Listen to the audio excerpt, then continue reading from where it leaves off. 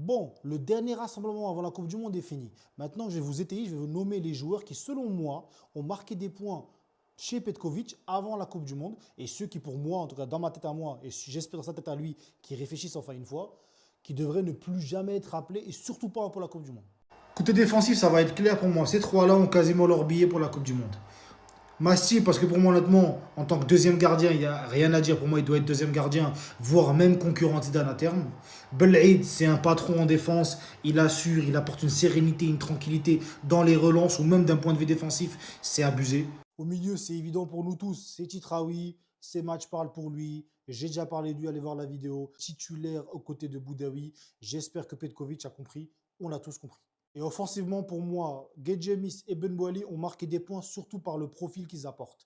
Gedjemis, c'est un ailier très rapide, vraiment en transition. Il est impressionnant. Il a marqué son but contre le Guatemala, donc il a marqué des points.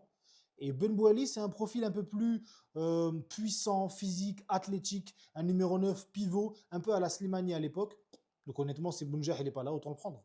Et de ceux qui doivent dégager, c'est simple, ces deux-là. Aucun des deux n'a un match référence avec l'Algérie, alors que pour les deux, ça fait presque 3 ans qu'ils sont là. Lui, on ne sait même pas pourquoi il est là de base, hein.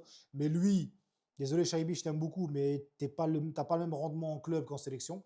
Et lui, pour moi, c'est une honte. Son but contre l'Uruguay symbolise pas mal de choses. Et c'est encore plus criant quand tu sais qu'Abdelli et Kadri ne sont pas appelés, alors qu'avec le peu de temps de jeu qu'ils ont eu, lui à la dernière CAN et lui à l'époque sous Belmadi, ils ont montré de très belles choses, de la complémentarité avec ceux qui sont déjà là. Après, évidemment, c'est que mon avis. Dites-moi en commentaire ce que vous pensez, quel mec vous gardez, quel mec vous ne gardez pas, si vous êtes d'accord ou pas.